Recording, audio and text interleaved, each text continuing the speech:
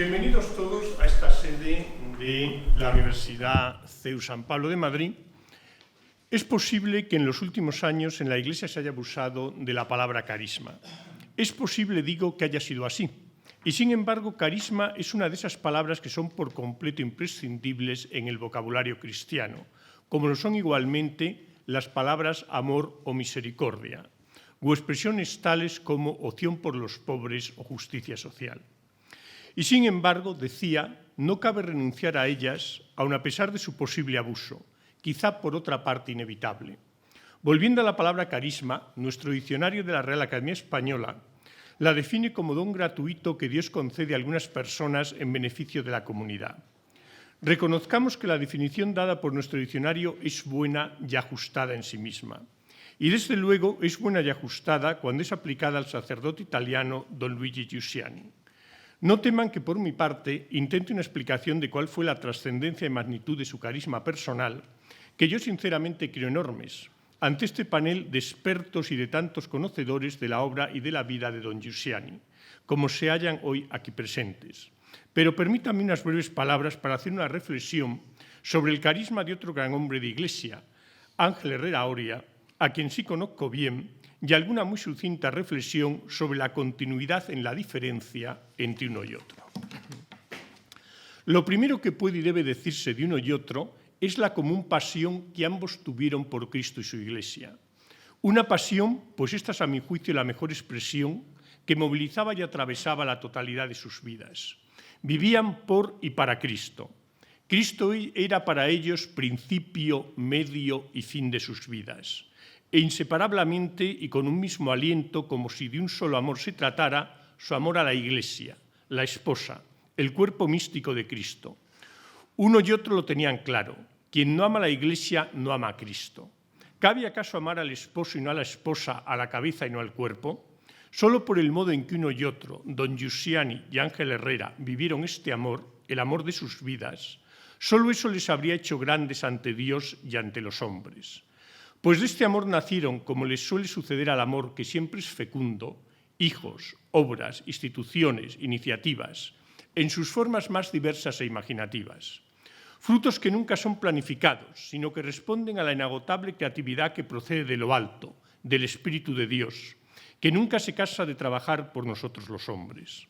De esta raíz común nace lo que hace un momento he llamado la continuidad en la diferencia. Y no me refiero con ella a la diferencia que procede de sus distintas nacionalidades, que vista con un poco de perspectiva se nos antoja realmente pequeña. Me refiero, y esta sí la considero más trascendente, a la generacional. Uno y otro se llevan poco más de una generación, y esto en los tiempos que vivimos es mucho. Herrera nace en el 86 del siglo XIX y Giussiani en el 22 del pasado siglo. Así pues, con una diferencia de 36 años exactamente. Ángel Herrera cumple su servicio a la Iglesia hasta el Concilio Vaticano II. Apenas le cumple participar en él y dar los primeros pasos en el sendero que marcó a la Iglesia. Giussiani, por su parte, si bien comienza su andadura pastoral en los años 50, es obvio que lo más maduro de su obra se desarrolla en la Iglesia posterior al concilio. La etapa del fundador de la creada como Asociación Católica Nacional de Jóvenes Propagandistas comienza con su fundación en 1908 y corresponde al imponente despliegue de lo que vino en llamarse el catolicismo social, un auténtico renacimiento católico que tuvo su referencia esencial en el pontificado de León XIII. Se trató de una época vigorosa en hombres y obras por todo el orbe católico. Sindicatos, cooperativas, hermandades de todo tipo, cajas de ahorros y montes de piedad, fundaciones pías, una mirada de órdenes e instituciones religiosas que respondían a las más diversas vocaciones, movimientos sociales y políticos, medios de comunicación, la acción católica, universidades, como es esta, la San Pablo, que procede del CEU, Centro de Estudios Universitarios, que nace en 1933, en plena época de la Segunda República. En España, la obra de Ángel Herrera literalmente llenó y marcó el rumbo del catolicismo patrio de la primera mitad del siglo XX, con una fecundidad tal que, por gracia, se extiende hasta nuestros días.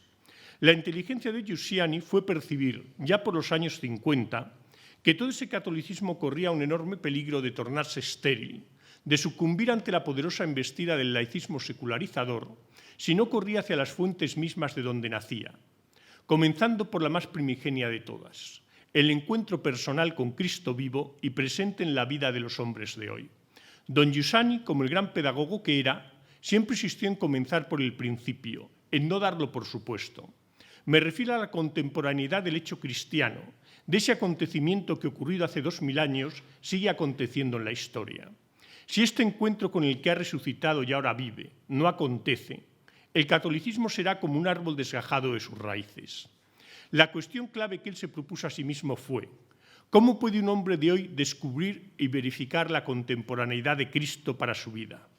Y la respuesta fue: si hace experiencia de la propuesta de la Iglesia, que no es otra que Cristo mismo, esa persona, sea quien sea, no importa edad o condición, podrá comprobar que Cristo es lo más pertinente, lo más adecuado a las exigencias más profundas de su corazón, a sus exigencias de bien, de verdad, de belleza, en suma, de felicidad.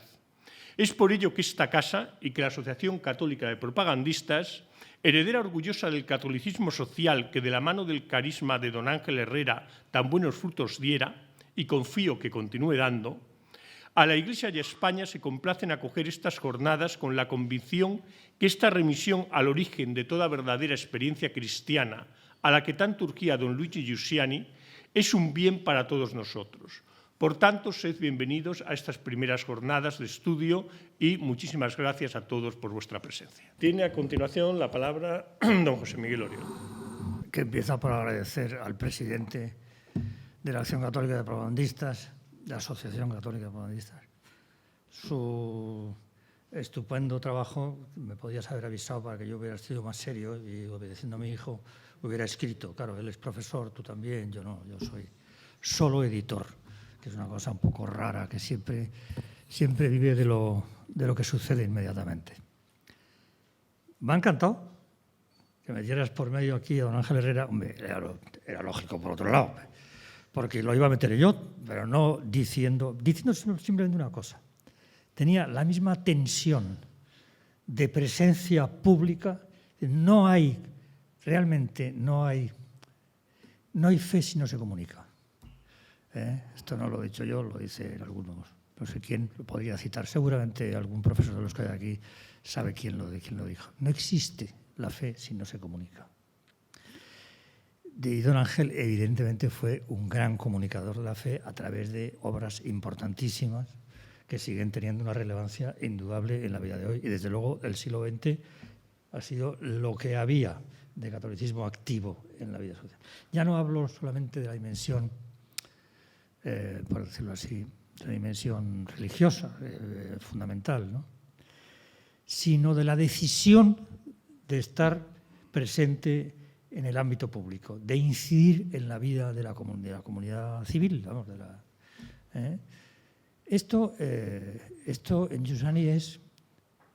Estoy releyendo ahora con un grupo de gente aquí en Madrid y otro en Barcelona un libro publicado hace ya relativamente poco tiempo, que es de entrevistas con don Giussani de un gran periodista italiano también del movimiento, que se republicó de nuevo hace pocos años, con un prólogo nuevo, un prólogo precioso, en el que dice que es un viejo alumno de don Giussani del bachillerato de los años finales 50, primeros 60, dice que ha redescubierto ahí, releyendo las viejas entrevistas que él había hecho en el 75 y luego en el 85 a don Giussani, la pertinencia de sus respuestas, digamos, a la situación que vivimos hoy. Otras son, como dicen los italianos, muy datate, muy fechadas, muy referidas a un momento histórico concreto, pero muchas tienen una relevancia, entre otras cosas, porque parece haber desaparecido de la intencionalidad cristiana la incidencia en la vida pública, que no es una cuestión, digamos, de afición política, sino que es una cuestión absolutamente esencial a la propia fe. Si no se comunica, y también en el ámbito público, no hay tal cosa. Fundamental tema. Bueno, yo en realidad lo único que quería decir es la intención con la que estas jornadas nacieron. Yo quedé muy contento finales del mes de mayo pasado, porque yo creo que fue por indicación de don Antonio, además, el que me empujó últimamente, pero vuelve a hablar con el nuevo presidente, hombre, porque había hablado con el anterior y con el anterior. Y hubo un momento que sí se hacía algo, luego que no se hacía, y luego con otros profesores o, en fin, rectores de otras instituciones universitarias que nunca vieron claro la necesidad de hacer una cosa así, o la necesidad o la pertinencia al momento histórico y tal, de hacer unas jornadas sobre don Giussani. O sea que en realidad, digamos que hemos llegado, después de 6 años de peregrinación por diversos lugares, finalmente a una persona como Alfonso que recibió con entusiasmo la idea, aparte de que le sugirió inmediatamente esto de que esto iniciara una serie de figuras eclesiales significativas en la segunda mitad del siglo XX. Por lo tanto, esto sería el primer caso, el caso Giussani, pero hay otros casos que se irán viendo posteriormente en el ámbito del CEU, yo le sigo llamando CEU, a pesar de que es la Universidad de San Pablo. De manera que estoy contento y agradecido por la acogida que tuvo la idea de hacer esto por parte de Alfonso, ninguna dificultad no, que puso de ningún tipo, cosa que yo anteriormente, como digo, 5 años de peregrinación, largos, casi 6, y no se consiguió nada. No se consiguió que arrancara una cosa así. Con lo cual estamos viviendo una experiencia que también es nueva para nosotros los de Comunión y Liberación. Es nueva porque nunca hemos puesto a tema, como se dice en italiano, encima de la mesa, a discusión, a conocimiento público, a ser posible, lo más público posible, la figura de don Giussani. Que, digamos, que tiene su importancia independiente del movimiento, porque, entre otras cosas, el movimiento no existe solo por don Giussani. Existe porque don Giussani escuchaba a mucha gente, a la gente con la que él había empezado, desarrollaba el movimiento. Y como escuchaba, sacaba de las conversaciones permanentes que tenía. Giussani era un conversador permanente, por decirlo así, en múltiples tipos de reuniones, con gente de todo tipo, también exponentes de las posiciones más anticatólicas presentes en la sociedad italiana. Y escuchaba. Y como escuchaba, eso le hacía constantemente, digamos, renovar, decir de una forma nueva la fe cristiana. Decirla, manifestarla y ponerla en marcha en el interés, por lo menos en la curiosidad y el deseo humano de decir qué es esto, que es el punto de partida que nos pide la situación actual. ¿Esto de qué va? Esto del cristianismo y de la Iglesia, ¿de qué va? Porque hoy partimos en cierto sentido de una situación mejor, porque el grado de ignorancia es mucho mayor y, por lo tanto, el de qué va esto, la curiosidad por saber de qué va el cristianismo, no está frenada por el supuesto conocimiento que se tiene de ello, ¿no? Yo soy español, ¿cómo no voy a saber lo que es el catolicismo? Esto te lo decían así, todavía hace 30 o 40 años. Pues ahí estamos, por fin, con Giussani puesto encima de la mesa. Evidentemente es inseparable de su obra principal, que es una obra... Es un volver a suscitar la fe desde la base en la Iglesia, desde los aspectos más elementales.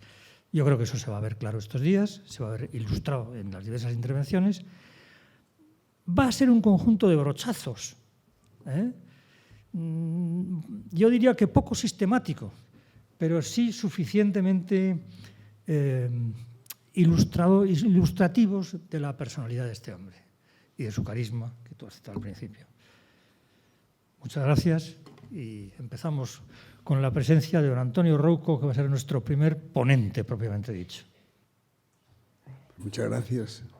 Yo he aceptado gustosamente, aunque el título, bueno, saludo al presidente de la Asociación Católica de Propagandistas, con mucho afecto, y por supuesto a José Miguel, el encargado ya, el nuevo jefe de ediciones Encuentro, ¿no?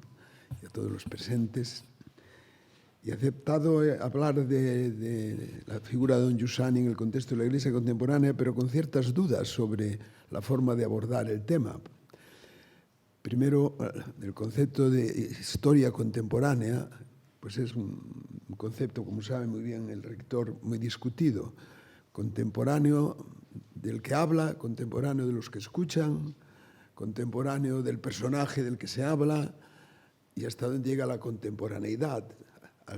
Al momento en que uno nace o al momento en que uno empieza a ser persona más o menos madura, con una historia intelectual o profesional propia. En fin, de estas dudas, sin preguntar ni a los organizadores, he salido eligiendo la siguiente forma para hablar de don Giussani en el contexto de la historia contemporánea. Pues la historia contemporánea de él, cómo era la Iglesia en el tiempo desde que nació. Me dice que estoy exagerando, José Miguel, pero yo creo que no se exagera, porque los años de niño y de joven y de adolescente, y sobre todo en alguien que fue seminarista, yo creo que ya el seminario menor, me figuro, por lo que veo, me parece, ¿no? En fin, los sacerdotes de mi tiempo, pues todos habíamos nacido de los seminarios menores. Un chaval de 18 años que iba al seminario en el año 58-59 se le llamaba vocación tardía. En fin, por lo tanto, esa historia de niño que tienes vocación, que vives en el seminario menor, en los años del catolicismo, de casi los primeros 60 años del siglo XX y quizá con anterioridad del XIX y antes, pues tiene mucha importancia para conocer o para saber el lugar y el sitio existencial donde nace y se desarrolla la vida de una persona tan diríamos, sintomática o tan paradigmática para comprender la Iglesia del siglo XX y del siglo XXI como ha sido don Giussani. Por lo tanto, la exposición mía se va a desarrollar en tres partes. Una parte, la primera, que corresponde al periodo de don Giussani desde el año 1922 al año 1954. Es una fecha, según el libro de nuestro amigo Gesana, ¿no? ¿Cómo se llama? Sí. Fue verano. Luego, del 54 al 82, es otra fase muy importante en la historia de don Giussani, y de 1982 al 2005. Cada una de estas fases tiene una referencia respecto al contexto general en que se movía la historia de Europa sobre todo, y en relación con la historia de Europa, la historia de la Iglesia. La fase del 22 al 1954, pues se puede llamar la fase de la crisis de la modernidad. La fase de 1954 a 1982, el fin de la modernidad. Y la fase del 1982 al 2005, la fase de la posmodernidad, entre interrogantes, o del poshumanismo. ¿Cómo reacciona la Iglesia ante el reto de la crisis de la modernidad, del fin de la modernidad y del tiempo de la posmodernidad? Vamos a escribirlo en trazos muy sobrios, porque no pretender ser ni siquiera aproximadamente exhaustivo sería una tontería del que habla, que rozaría con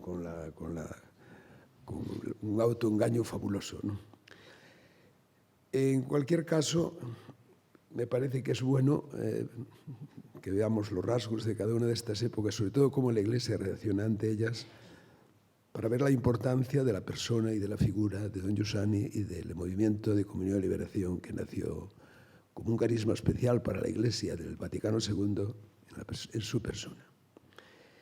Tengo que reconocer que la inspiración para esta forma de entender o de calificar este tiempo histórico desde el 1922 al 2005 tiene mucho que ver con un libro que seguramente conocen todos ustedes, que es el Das Ende der Neuzeit de Romano Guardini, el final del nuevo tiempo, o lo que es lo mismo de la modernidad.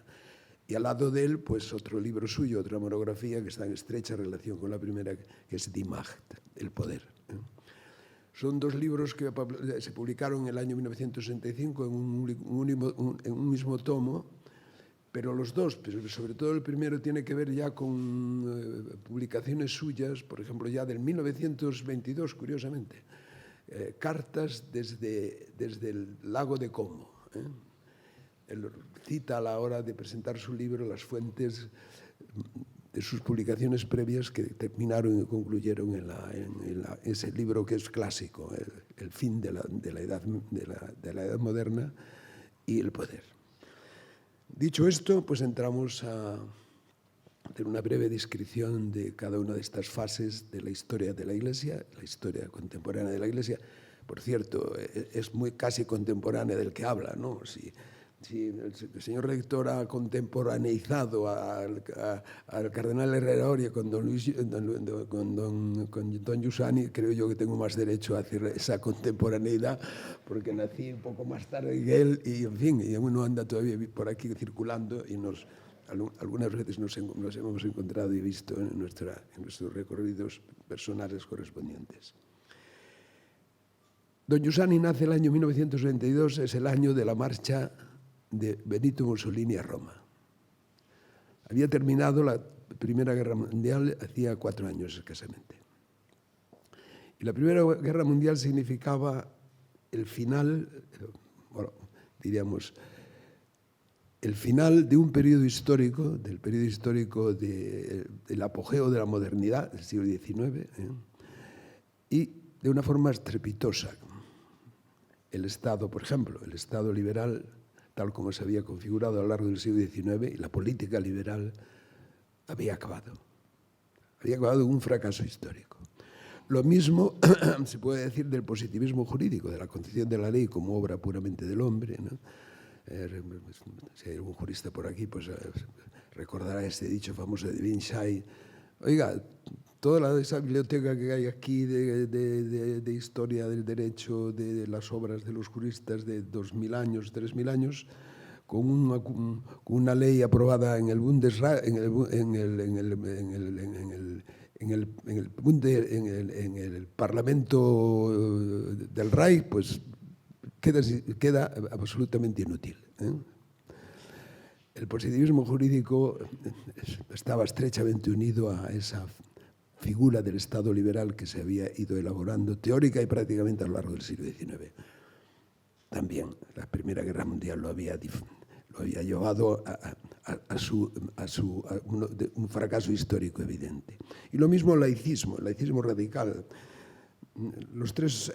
Estas tres realidades formaron a lo largo de la historia, entre comienzos del XIX hasta la Primera Guerra Mundial, una especie de unidad estructural y funcional que, cayendo una pieza, cayeron todas. Es verdad que la Tercera República Francesa, donde el laicismo se mostró más radical, pues todavía después de la Primera Guerra Mundial, pues hizo su andadura, una andadura ya más moderada, que le llevaría hasta el general de Gaulle, por cierto, que es el que la afina y la moderniza mucho más, ¿no? El fracaso había venido en gran medida por no haber sabido responder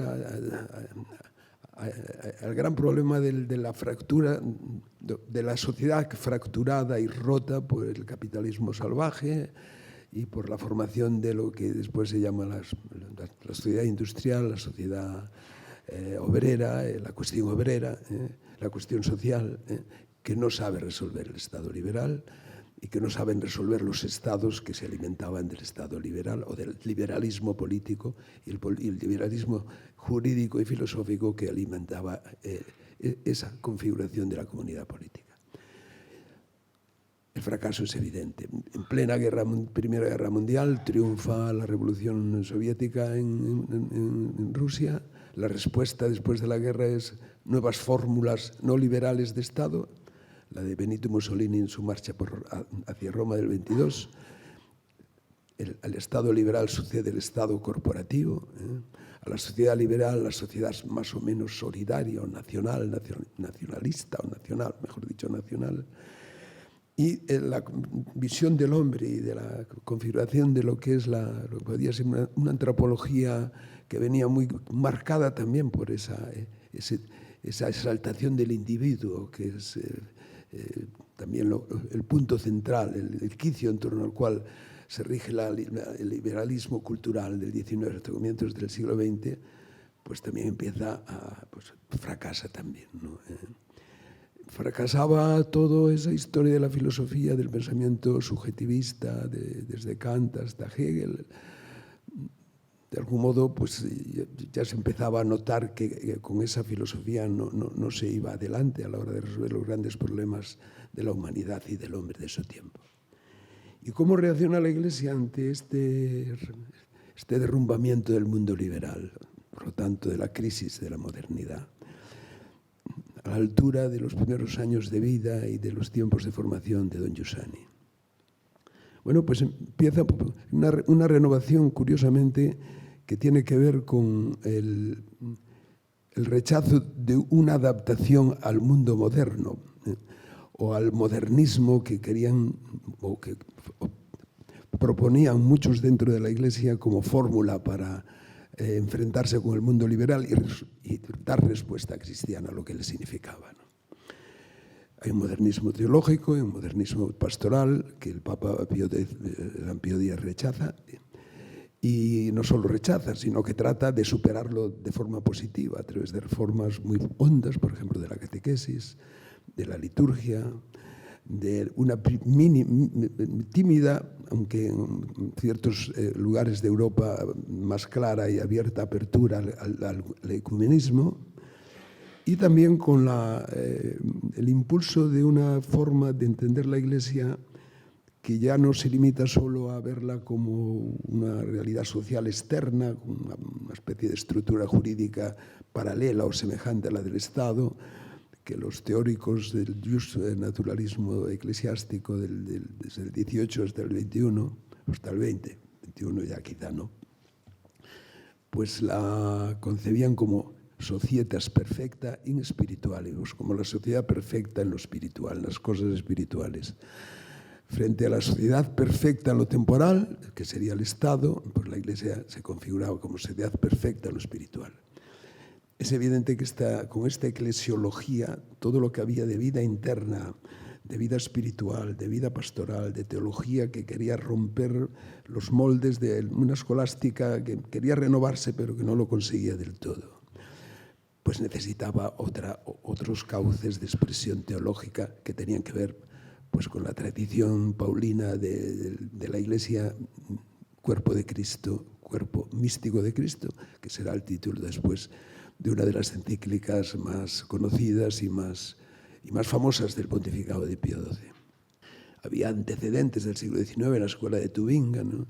Pero esa teología que también de la Iglesia también comienza a asomarse con muchísima gracia intelectual y con mucho sentido de lo que pasaba, la protagoniza también Romano Guardini, con un libro muy de juventud suyo que se llama Von Sint der Kirche, del sentido de la Iglesia, que revela no solo un nuevo pensamiento sobre la Iglesia, sino también una nueva situación de la Iglesia misma.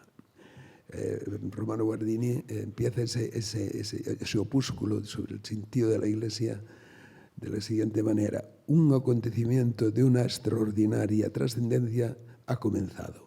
La Iglesia despierta en las almas. Es una frase famosa que se ha repetido muchísimas veces hasta hoy, ¿no?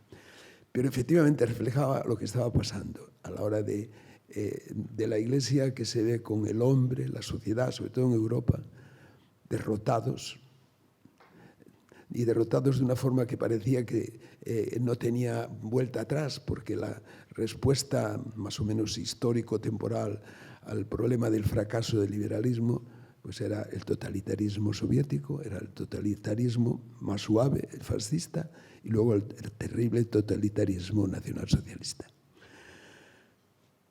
El pontificado de Pío XI va a ser una especie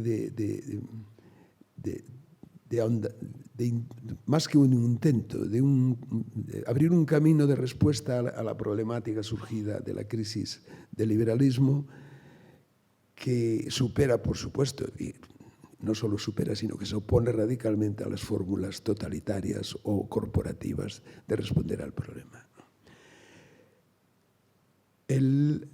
Bueno, aparte de que resuelve la cuestión romana, la famosa cuestión romana del Papa cautivo después de la desaparición de los estados pontificios, con la firma del Tratado de Letrán del año 1929, comienza un ejercicio del magisterio donde, por un lado, lo centra en afirmar y acentuar la importancia de la vuelta a Cristo, una vuelta penitente y arrepentida a Cristo por parte de la Iglesia, cosa que había intentado ya el Papa San Pío X con su lema, el lema de su pontificado, que es bellísimo: instaurare omnia in Cristo, restablecer todas las cosas en Cristo.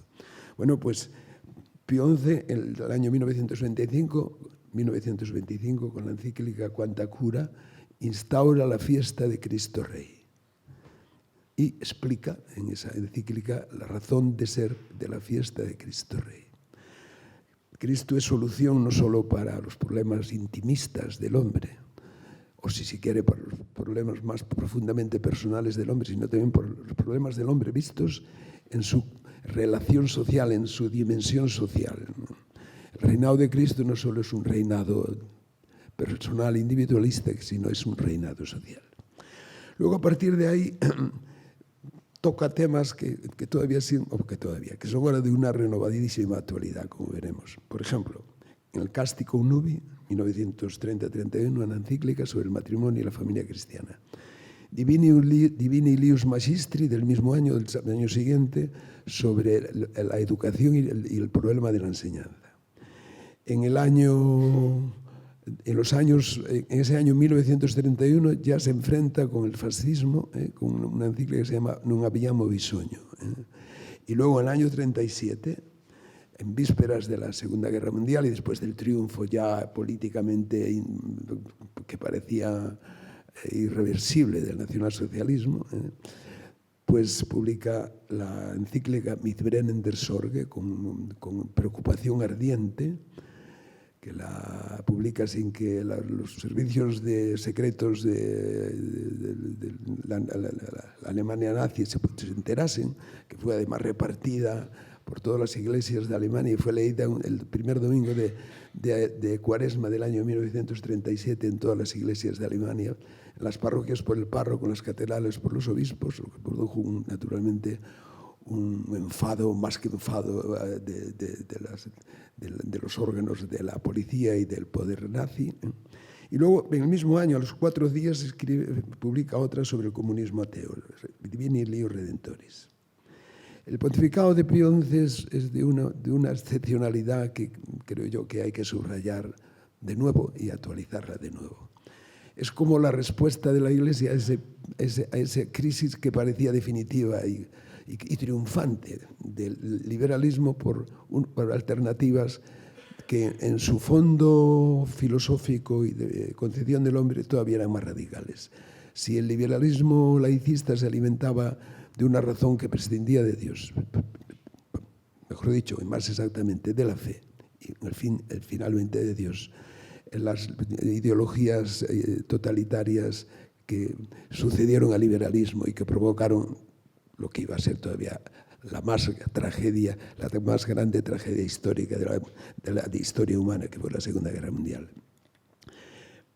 Pues es que destruían al hombre profundamente.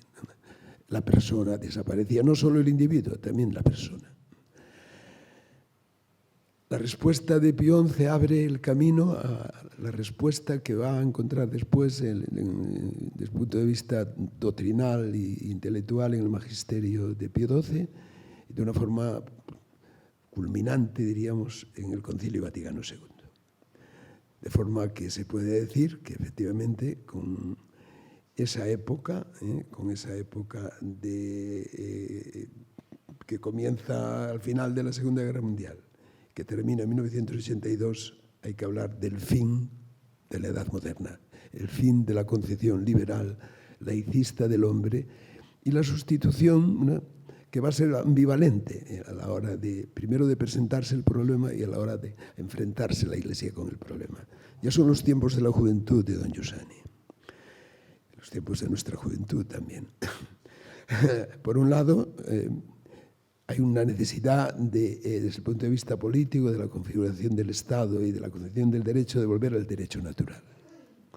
No se puede concebir una fórmula justa y digna del hombre, de la organización del Estado y de la realización jurídica del mismo, si no tiene un fondo ético que no es puramente ético en el sentido de que, bueno, no obliga, no vincula nada más que a las conciencias, pero no vincula al cuerpo social ni vincula a la sociedad.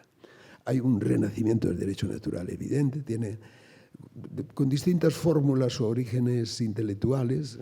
Hay una recuperación del derecho natural que tiene mucho que ver con una escolástica más renovada, con el tomismo renovado de Gilson, etc.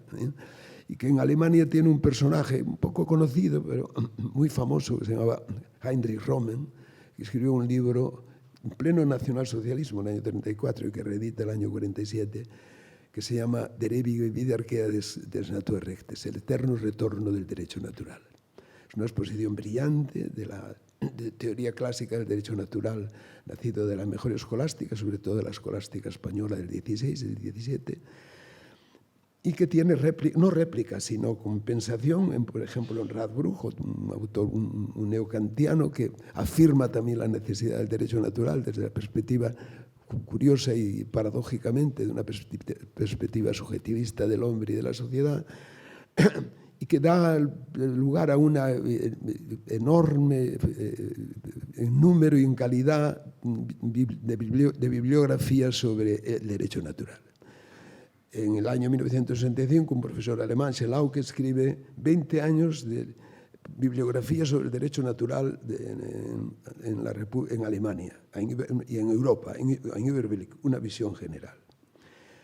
Bueno, y de hecho la respuesta que nace de esta, diríamos, reacción cristiana impulsada y animada por el magisterio de Pío XII, más lejanamente de Pío XI, pues es lo que hoy conocemos como la fórmula del Estado social, libre y democrático de derecho, que se plasma de algún modo, con una forma exacta, como una expresión de la recuperación del derecho natural teórica y práctica en la vida de Europa, sobre todo de la Europa libre de entonces, pero aproximadamente en la famosa ley fundamental de Bonn, que sigue vigente, que comienza con la invocación de Dios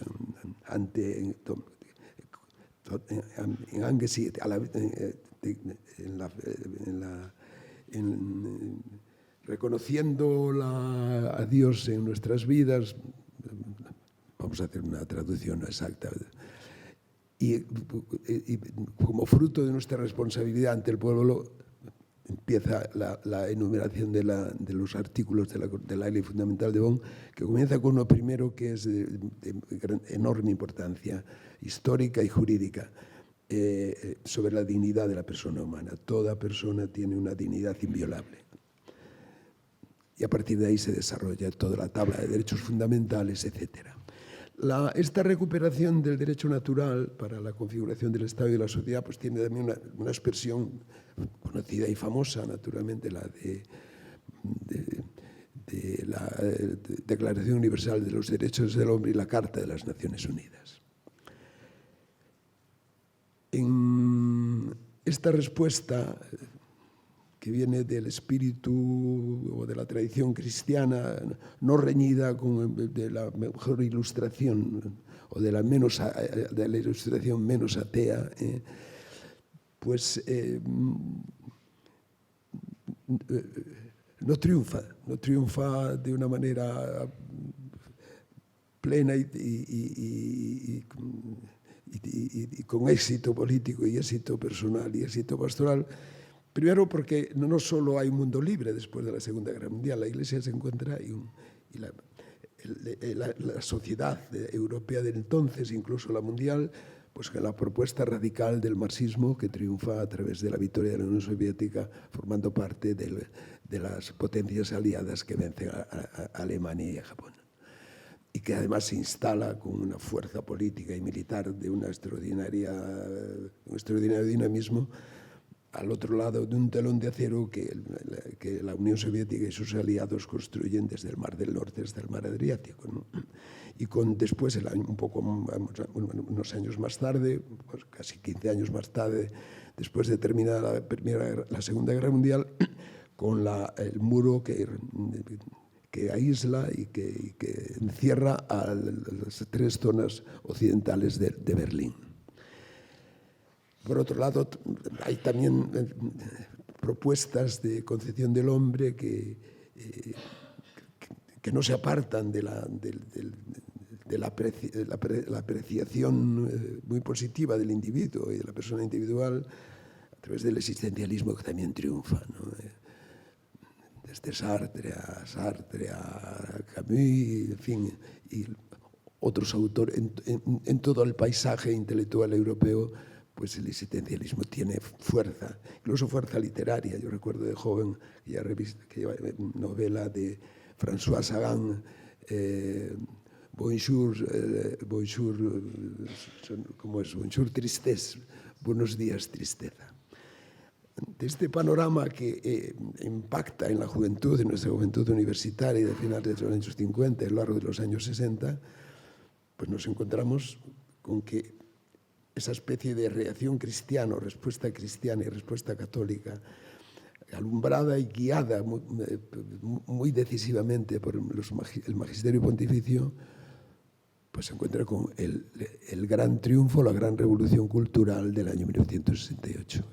El Mayo francés, el Mayo de todas las universidades europeas. También hay un Mayo de Praga, que es todo lo contrario del Mayo. Todo lo contrario no, pero en contraste, desde luego, con los mayos occidentales, y que ponen de manifiesto que ciertamente la respuesta de la Iglesia y la reacción de la Iglesia no es suficiente, aunque empieza también a nacer y a desarrollarse más allá de una neoscolástica renovada y nueva. Tiene un nombre que ha sido ahora casi ni se cita nunca, el padre Garrigou-Lagrange, por ejemplo, pero que encuentra verdaderamente personalidades y cauces de una extraordinaria creatividad intelectual que van a ser las que alimentan y hacen posible una buena comprensión del Concilio Vaticano II. Se pueden citar los nombres del padre Lübke, de Hans-Urs von Balthasar, de Karl Rahner, de un jovencísimo teólogo que después iba más tarde a ser papa, Joseph Ratzinger, y algunos más. Bueno, también el padre Congar, por supuesto, también, etc. Tristemente, de España no podemos citar ningún nombre especial de teólogos españoles. La teología española del tiempo estaba muy dedicada y entregada al intento de renovar y actualizar la escolástica, no sin frutos, no, y a veces frutos, creo yo, brillantes. La influencia de la neoscolástica en el Concilio Vaticano II iba a ser mínima, o, bueno, no decisiva. Pero efectivamente la respuesta de la Iglesia ante este panorama, de un fin de la modernidad, es el Concilio Vaticano II. Lo convoca el Papa Juan XXIII de una manera, pues, yo qué sé, pues, él dice muy carismática, que se le ocurrió. Claro, el Espíritu Santo, pues, es que a veces nos produce ocurrencias o causa ocurrencias que uno después no se explica, ¿no? Cómo le ha venido la idea, ¿no? Pero lo dice literalmente, ha sido como una ocurrencia, ¿no? Y el 25 de enero del año 1959, fiesta de la conversión de San Pablo, San Juan XXIII convoca un concilio ecuménico, un nuevo concilio vaticano. Algunos pensaban, bueno, esto va a ser la posibilidad de completar el Concilio Vaticano I, que había sido un concilio también que había querido enfrentarse con la modernidad en dos grandes campos de la vida y del pensamiento teológicos y de la vida práctica de la Iglesia. El acto de fe, la fe, y luego la estructura misma de la Iglesia. El Concilio Vaticano I solo va a ocuparse un primer capítulo de la futura, un plan o un proyecto de constitución de la Iglesia dedicado al primado del Romano Pontífice. El Vaticano II iba a ser solo el final del Vaticano I. Pues no, el Papa Juan XXIII ya lo plantea como un concilio nuevo, ciertamente que va o intenta rellenar la laguna o completar la laguna dejada por el Vaticano I, pero va a ser un concilio con propia personalidad histórica.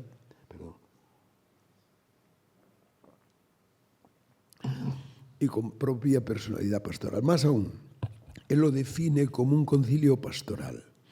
No se va a ocupar de las grandes cuestiones de la fe, sino que va a tratar de que la gran riqueza, el gran patrimonio de fe y de vida que la Iglesia encierra sea más accesible al hombre contemporáneo, ese hombre destrozado, roto, humillado, con el que termina la modernidad, con el fin de la modernidad. El fin de la modernidad es un hombre que ya no sabe si lo es, ¿no? Y que a lo largo de las décadas del 60 y del 70, pues incluso desde el punto de vista de su definición, pues va a quedar, como llamaba también de nuevo una frase de Guardini, del un folcomene mensch, del hombre incompleto, o del hombre que es un qué, que diría Julián Marías, que no es un quién. Por lo tanto, con una derrota que el personalismo filosófico que se empezó también a mover en los años 20 y 30 logra superar. Por cierto, con un olvido grande o un pasar muy de largo de una gran figura, que ahora la conocemos mucho más, que era de una mujer, Edith Stein, que llamamos ahora Santa Teresa Benedicta de la Cruz. Es una de las grandes convertidas de los años 20 y 30, de ese tiempo entre el fin de la modernidad, la crisis de la modernidad, el hombre incompleto, el hombre destrozado, el hombre pisoteado, que tiene en Auschwitz su máxima y más terrible expresión. Ella que termina su vida intelectual casi con su vida biológica, su martirio de su pueblo en Auschwitz, con esas dos grandes obras sobre el ser eterno y temporal y la sabiduría de la cruz. Es una mujer símbolo, diría yo, para todo lo que significó los problemas del hombre de ese tiempo, la forma de abordarlos intelectual y espiritualmente, y el modo y la forma como la Iglesia responde a ellos, sobre todo a través del Concilio Vaticano II. El concilio empieza, diríamos, desde el punto de vista organizativo, mal, porque la primera fase, la primera sesión del concilio, que uno recuerda vivamente, pues ya eras curilla joven estudiando en la Universidad de Múnich, pues supone la derrota de todo el proceso de preparación del concilio por la comisión central que había puesto en marcha el Papa Juan XXIII, con sus distintas comisiones dedicadas a los temas concretos con los que se quería abordar la temática general del concilio. Y todo ese programa previsto por la Comisión Central de Preparación del Concilio, que trabajó 2 años, teniendo como uno de los secretarios a Monseñor Morcillo, entonces arzobispo de Zaragoza y luego arzobispo de Madrid, un gran arzobispo de Madrid, por cierto, pues termina con la derrota en las votaciones de los padres conciliares. Ni se acepta la temática, ni se aceptan los esquemas preparatorios, ni se acepta el reglamento, ni se acepta la reorganización de las comisiones, ni la formación de las personas que iban a constituir las comisiones. Hoy diríamos una derrota del Papa Juan XXIII, no, pero una derrota de los que colaboraron con él, de alguna manera sí, y una derrota, bueno, que fue providencial, porque de ahí salió pues lo que hoy podemos ver, estudiar y gozar con el Vaticano II. ¿Cómo se sale del fin de lo que parecía un callejón sin salida, de una encrucijada sin perspectiva positiva? Pues eligiendo como tema central del concilio la Iglesia ad intra y la Iglesia ad extra. La Iglesia vista desde ella misma y en lo que ella tiene de sí misma y luego la Iglesia destra su relación con el mundo. El concilio se reparte, por lo tanto, en su doctrina en dos grandes constituciones, la Constitución Lumen Gentium, sobre el ser y la misión de la Iglesia, y la Constitución Gaudium et Spes sobre la Iglesia en el mundo de nuestro tiempo. En torno a las dos grandes constituciones, pues hay dos constituciones más que tienen mucho que ver con la Iglesia, sobre la palabra y sobre la liturgia, y luego otras sobre todos los aspectos que tienen que ver con los triamunera en el que consiste la Iglesia: misión de enseñar, de santificar y de regir, o de vivir la vida apostólica y pastoral de la Iglesia en comunión. Una eclesiología que es muy teológica, es muy trinitaria, muy cristológica, que va más allá y le desborda en contenidos y en riqueza intelectual y en perspectiva teológica a la categoría de cuerpo místico, y una visión completa de la Iglesia en la que problemas que estaban bullendo quedan como insertados y resueltos: el papel de los laicos en la Iglesia, el sentido de la vida consagrada, la relación entre derecho y carisma, la estructura jerárquica y no estructura jerárquica de la Iglesia, la relación entre pueblo, sacramento y comunión. Al final podíamos resumir como palabras claves para reconocer la doctrina sobre la Iglesia del Vaticano II, las que del Sínodo Extraordinario del año 1965 y su documento final, donde busca ofrecer instrumentos de hermenéutica buenos para entender el Vaticano, la eclesiología del Vaticano II, que es definir a la Iglesia como misterio, comunión y misión. La relación con el mundo en Gaudium et Spes se ve a través de la figura de una antropología teológica donde Cristo es el punto central de orientación y de conocimiento de lo que es el hombre. Ese hombre destrozado, ese hombre convertido en un objeto, en una cosa de la que se puede abusar como se quiera, pues nada menos que es el hombre en el cual se encarna Cristo. Se habla en la Gaudium et Spes de que Cristo de algún modo se encarna en cada hombre, ¿no? Y Cristo es la figura del hombre por excelencia, ¿no? Y a través de esa visión de Cristo pues se abordan todas las demás cuestiones, las cuestiones parciales: matrimonio y familia, cultura, economía y política, orden internacional, la paz, ¿no?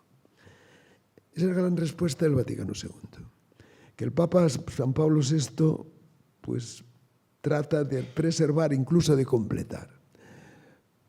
Porque efectivamente al terminar el concilio, la conciencia de que la crisis del hombre y la crisis del final de la modernidad iba mucho más allá de lo que era una crisis de Iglesia, de organización de la Iglesia, de conversión de la Iglesia, era evidente. La crisis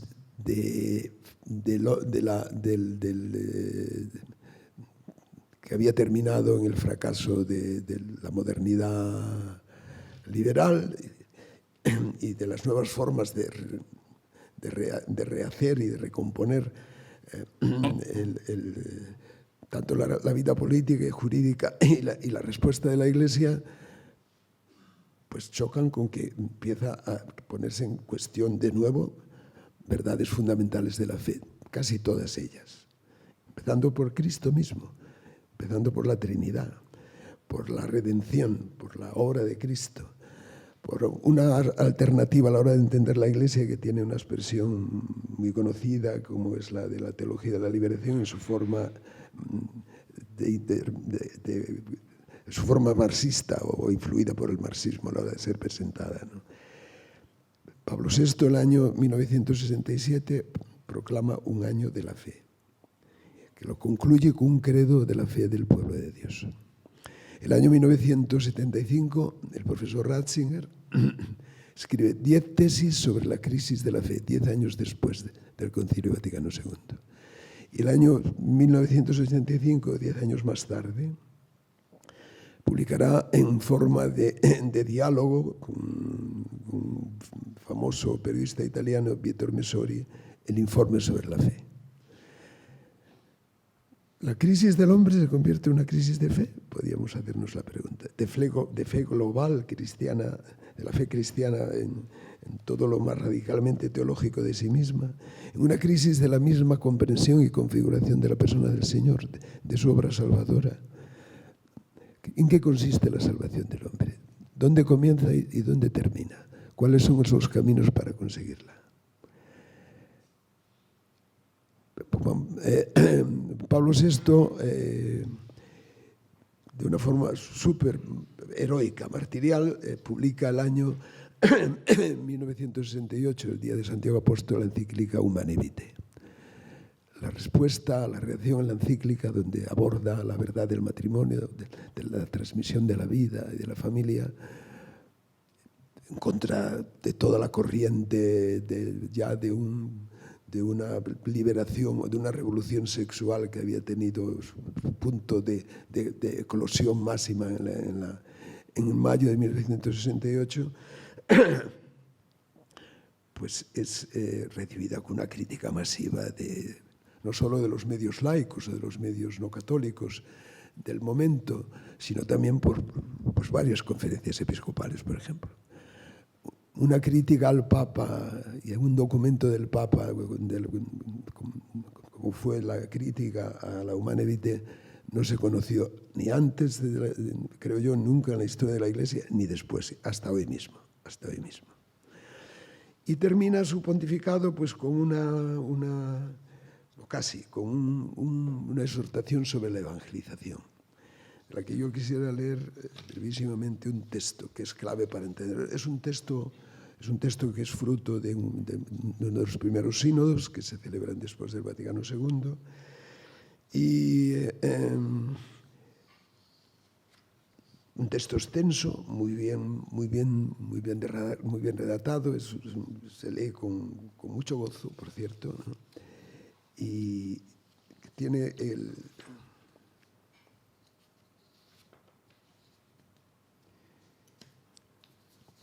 lo cito, lo leo inmediatamente, perdón.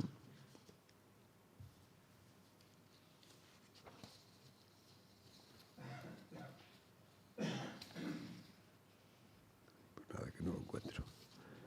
Pero viene a decir, no hay, la buena nueva proclamada por el testimonio de vida deberá ser pues tarde o temprano proclamada por la palabra de la vida. No hay evangelización verdadera mientras no se anuncie el nombre, la doctrina, la vida, las promesas, el reino, el misterio de Jesús de Nazaret, Hijo de Dios. Era la respuesta final de puede ser una frase síntesis de todo lo que significó o significaba el magisterio de San Pablo VI, desarrollando, aplicando y llevando a ese mundo que no se despegaba de ese humanismo radicalmente ateo por parte de amplios sectores de las nuevas sociedades del bienestar en el mundo libre y todavía de las sociedades arrojadas por el comunismo de la Europa Oriental y de la Unión Soviética. La palabra para salir o con lo que la Iglesia trata de responder, por lo tanto,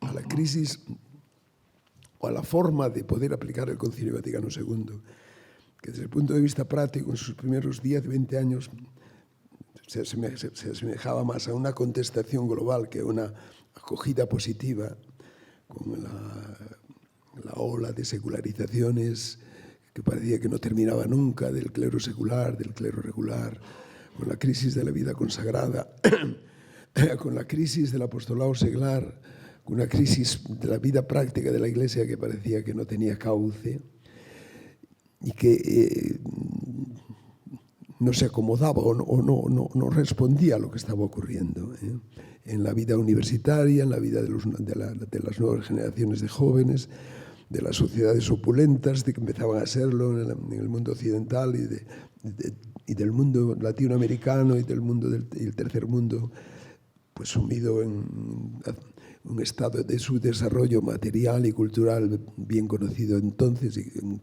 con repercusiones que llegan hasta hoy mismo. Y en esta situación histórica pues aparece la figura de un nuevo papa, ¿no? Es una sorpresa, la elección de Juan Pablo II, el primer papa no polaco, el primer papa no italiano, con un nombre al principio que para muchos de los que lo oíamos viajando en itinerarios pastorales o en peripecias pastorales nos sonó a africano, ¿no? Pues, ha sido elegido un papa africano, un tal Wojtyła, pero con el pontificado de Juan Pablo II, pues la respuesta de la Iglesia a la crisis de la modernidad, al fracaso de la modernidad, al fin de la modernidad, y abriendo un camino de aplicación doctrinalmente rica, creativa, del Vaticano II, pastoral y apostólicamente llena de un nuevo ardor, como él diría después al hablar de la evangelización, y que tiene como clave de explicación eso, la palabra y la categoría nueva evangelización. Hay que llevar a Cristo al mundo, al hombre y al mundo. Su primera encíclica es Redentor Hominis, Redentor del hombre.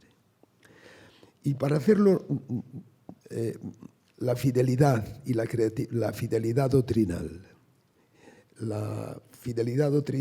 desde el punto de vista intelectual, desde el punto de vista espiritual y pastoral, es básica. No una fidelidad pasiva o una fidelidad mecánica, sino una fidelidad creativa, ¿no? Pero fidelidad. Su magisterio aborda desde el principio todas las grandes cuestiones que parecía que habían entrado en crisis y que constituían el cuerpo y el alma de la fe católica. Sus tres primeras encíclicas están dedicadas a las tres personas de la Santísima Trinidad. La primera, como acabo de citar, Redentor Hominis, 1961, poco después Dives y Misericordia, Rico en Misericordia sobre la persona del Padre, y luego De un Domino et Vivificantem sobre el Espíritu Santo. Más tarde publicará dos encíclicas sobre los fundamentos de la moral, Veritatis Splendor, otra sobre el conocimiento de la fe, Fides et Ratio. Entre tanto, tres encíclicas sobre la cuestión social, Laborem et Exercens, Solicitudo Rei Socialis, Centesimus Annus. Luego la gran encíclica sobre la vida, el Evangelium Vitae, y una gran encíclica sobre el ecumenismo, Ut Unum Sint, terminando su pontificado, y muy significativamente, con la encíclica Ecclesia de Eucaristía. Entre tanto, sus cartas y sus intervenciones de distintos géneros canónico-literarios sobre las distintas y las más variadas cuestiones de iglesias son numerosísimas. La puesta en marcha de la institución sinodal le sirve para abordar algunos de los grandes temas pendientes, pastorales y doctrinales que quedaban de las décadas anteriores: sínodo sobre la catequesis, el sínodo sobre el matrimonio y la familia, el sínodo sobre la penitencia, el sínodo sobre los laicos, el sínodo sobre la formación sacerdotal, el sínodo sobre la vida consagrada, el sínodo sobre el ministerio de los obispos y el último sínodo anunciado, que ya lo lleva a cabo su sucesor, el sínodo sobre la Eucaristía. El Papa se convierte además en un evangelizador directo, recorriendo el mundo en sus 4 continentes. Yo creo que le quedó por visitar pues, la Unión Soviética y China y poco más. Por lo demás, yo creo que no le quedaba absolutamente ningún país del mundo que no haya recorrido. Y luego, en su respuesta práctica, pues alienta de una forma decisiva para el presente y el futuro de la Iglesia, lo que se llaman los nuevos movimientos eclesiales, entre los que se encontraba ciertamente Comunión y Liberación, con los que mantuvo no solo una relación lejana de inspiración doctrinal o pastoral, sino una relación personalísima, incluso con sus protagonistas y fundadores, ¿no? Podemos citar aquí, por razones obvias de españolidad, pues el prelado de la obra, Quico Argüello, pero por supuesto también Quico Argüello y Carmen Hernández y por supuesto también Don Giussani. movimientos, con otros más que nacieron entonces, los que venían del pasado, la Asociación Católica de Propagandistas, pues también se vio implicada en esa renovación que necesitaba, por cierto, creo yo, de la crisis de la acción católica española de finales de los años 60, y de encontrar su sitio de nuevo carisma también para la Iglesia de finales del siglo XX, del año 2000 y del siglo XXI, y que efectivamente resultó un elemento decisivo que el Papa al menos consideró, y que fue realmente así, para poner en marcha lo que él llamaba y lo que era, lo que necesitaba la palabra y el contenido de nueva evangelización. Nueva evangelización en un doble sentido. En el sentido que él precisaba como no nueva en su contenido, ¿no? Cristo no es ayer, hoy y siempre, pero nueva en su expresión, conectando con la famosa forma de entender la pastoralidad del Vaticano II por parte de San Juan XXIII, y nueva porque hay que realizarla en países, en sociedades y en pueblos que han sido evangelizados incluso desde el principio de la historia cristiana, como pasaba con España, con el mundo, la Europa latina, y más tarde con la Europa anglosajona y la Europa oriental, que se habían quedado convertidas después de esa arrolladora forma de autodivinización del hombre, que vive el poder humano como un poder que no tiene control, que ha perdido toda referencia a principios y criterios morales y sobre todo a Dios, y que necesita ser evangelizada otra vez. Y naturalmente no exactamente con los mismos métodos de la primera evangelización, sino con otros, o conservando la esencia de los primeros, pero dándole una nueva forma. Era evidente que para el Papa lo que se llamaban los nuevos carismas y los nuevos movimientos eran de una importancia decisiva para el presente y el futuro de la Iglesia. Es el Papa Juan Pablo II la respuesta final al gran reto de la modernidad que sacaba, con el que podemos iniciar y abrir un buen camino para la posmodernidad o el poshumanismo que nos acecha. El camino histórico de la antropología y de la concepción del hombre de los dos últimos siglos es un camino de cada vez el que se aparta de la historia y de la tradición y de la vida de la Iglesia, es un camino cada vez más destructivo del hombre. Estamos en un momento en que es que ya ni queda hombre para hablar de él, ¿no? Las posibilidades biotécnicas y informativas nuevas con las que el hombre puede ahora desarrollar su poder hasta límites que no solo pueden terminar como la energía atómica, con la subsistencia del planeta, sino con el hombre mismo, ¿no? El camino abierto o la forma de entender y aplicar el Vaticano II que llevó a cabo Juan Pablo II tiene vigencia, ¿vale? Hay que seguirlo, enriquecerlo, pero no dar marcha atrás en ese camino. Ya responder a estas preguntas nos lleva más allá de la biografía y del tiempo histórico de don Giussani.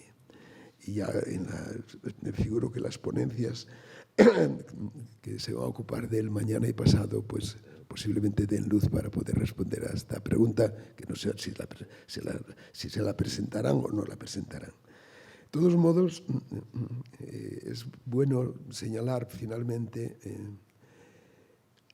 ciertas coincidencias finales de una singularidad histórico-eclesial e histórico-espiritual llamativas. Quien hace la homilía y preside el funeral y hace la homilía de don Giussani el 22 de febrero del año 2005 es el cardenal Joseph Ratzinger. El Papa Juan Pablo II muere apenas 2 meses después del fallecimiento de don Giussani, y el Papa y el cardenal Ratzinger, Joseph Ratzinger, pocos días después era elegido Papa Benedicto XV.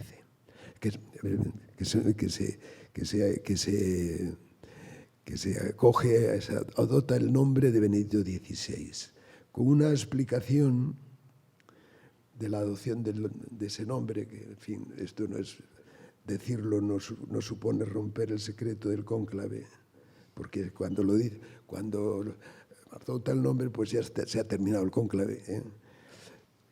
La explicación que él dio fue la siguiente: lo hago en homenaje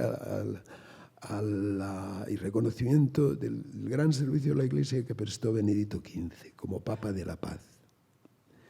Y luego porque me acojo a la máxima benedictina de Benedicto de Nursia, de San Benito, de no anteponer nada a Cristo, no anteponer nada al amor de Cristo.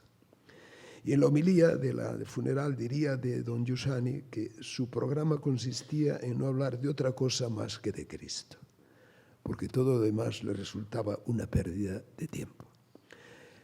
Pues se podía hacer resumir estas reflexiones mías un poco alborotadas sobre la Iglesia contemporánea de don Giussani, diciendo que para él y para la respuesta de la Iglesia de este tiempo, al final siempre se puede resumir en que Cristo ayer, hoy y siempre. Muchas gracias por vuestra atención.